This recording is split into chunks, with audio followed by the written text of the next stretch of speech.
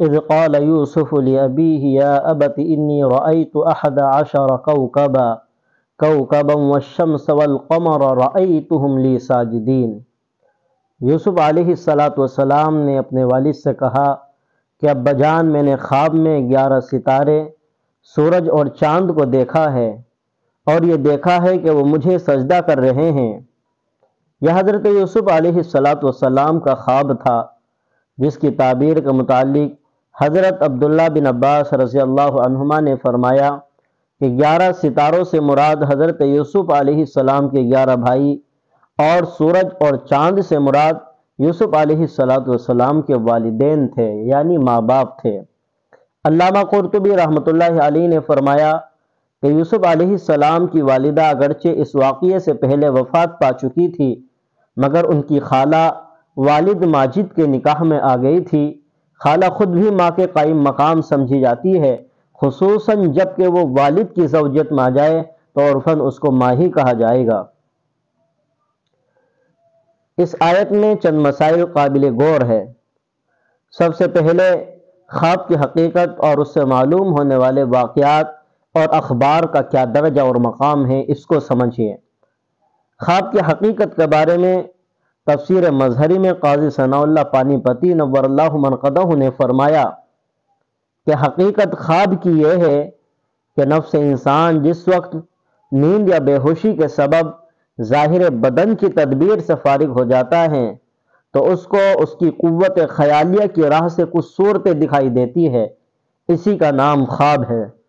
پھر اس کی 3 قسمیں ہیں، اور یہی 3 قسمیں جن کی تفصیل رسول اللہ صلی اللہ علیہ وسلم سے منقول ہے۔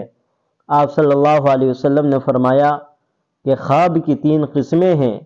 ایک قسم شیطانی ہے، جس میں شیطان کی طرف سے کچھ صورتیں ذہن میں آتی ہے۔ شیطان انسان کو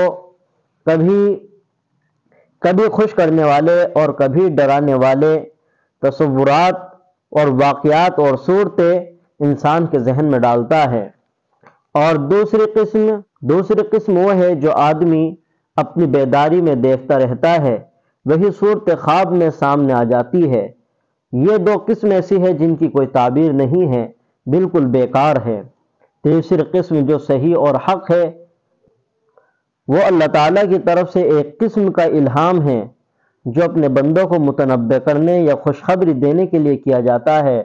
اللہ تعالیٰ نے اپنے خزانے غیب سے بعض چیزیں اس کے قلب و دماغ میں ڈال دیتے ہیں۔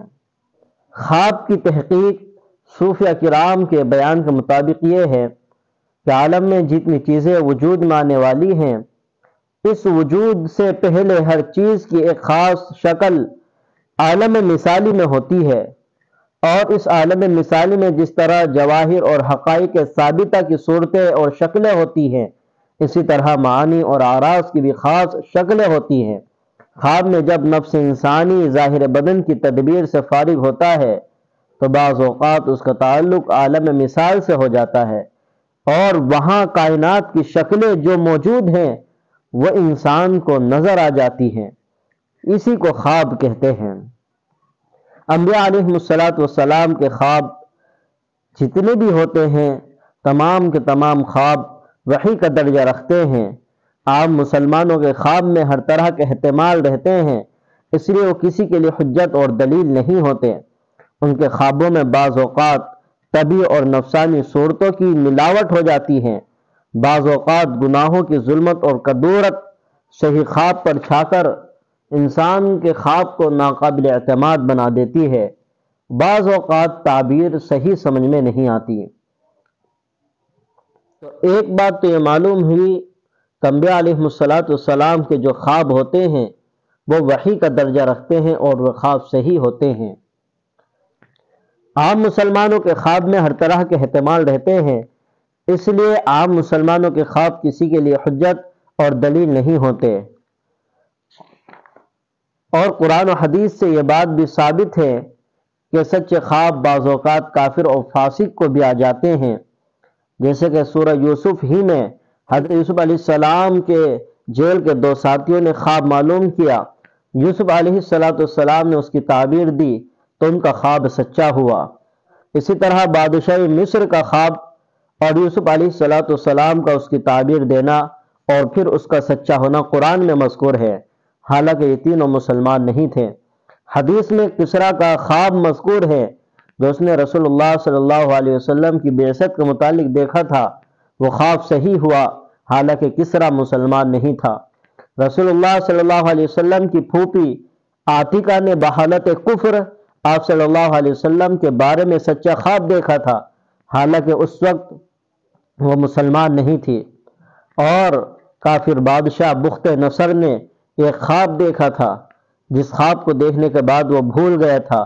حضرت دانیال علیہ السلام جو اللہ کے نبی تھے اس کے خواب کو بھی بتلایا اور اس کی تعبیر بھی دی، وہ خواب سچا ہوا۔ تو یہ اس سے معلوم ہوا کہ محض اتنی بات کہ کسی کو کوئی سچا خواب نظر آ جائے اور واقعہ اس کے مطابق ہو جائے، اس کے نیک اور صالح بلکہ مسلمان ہونے کی بھی دلیل نہیں ہو سکتی۔